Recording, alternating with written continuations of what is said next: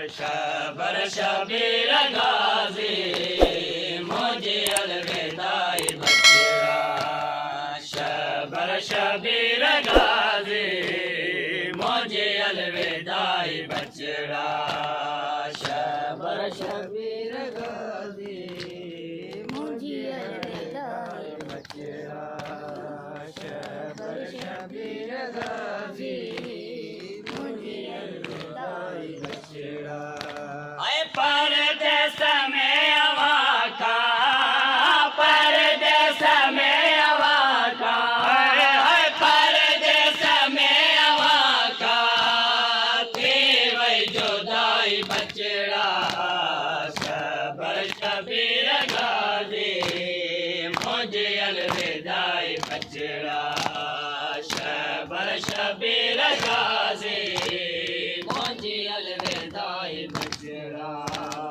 परदेस में हवा का, परदेस में हवा का थी वही जुदाई बचड़ा।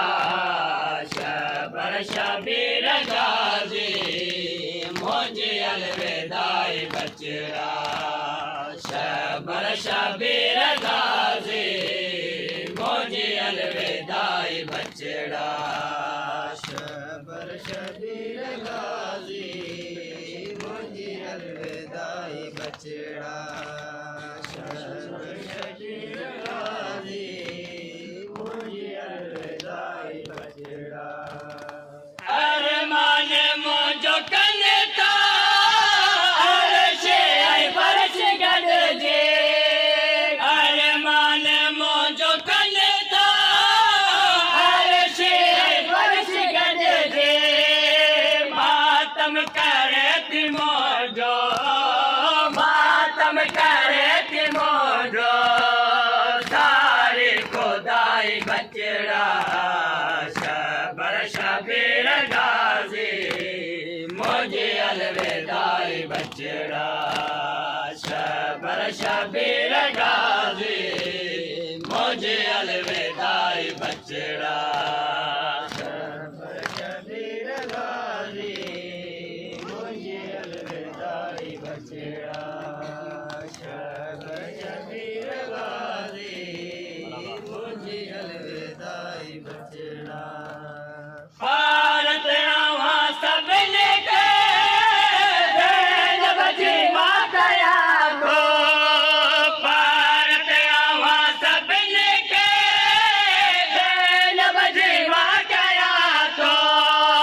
मुखाबाद दुखन से न, मुखाबाद दुखन से न मुझे पाक जाई बचड़ा।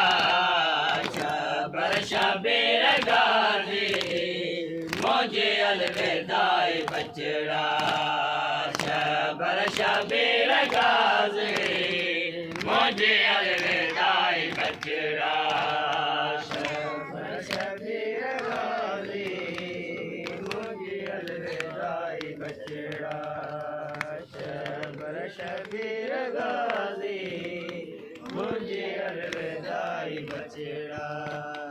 सरदार मुस्तफा जो वारिस वसीम आया। सरदार मुस्तफा जो वारिस वसीम आया। तो किरा मुझे सारे, तो किरा मुझे सारे कातिल भुलाई बचड़ा। शबर शबीर गाजी मुझे अलविदाई बचड़ा। शबर शबीर गाजी मुझे अलविदाई बचड़ा। शबर शबीर गाजी मुझे अलविदाई बचड़ा। शबर शबीर गाजी मुझे अलविदाई बचड़ा। अल्लाह के पाक घर में मिले वही मुख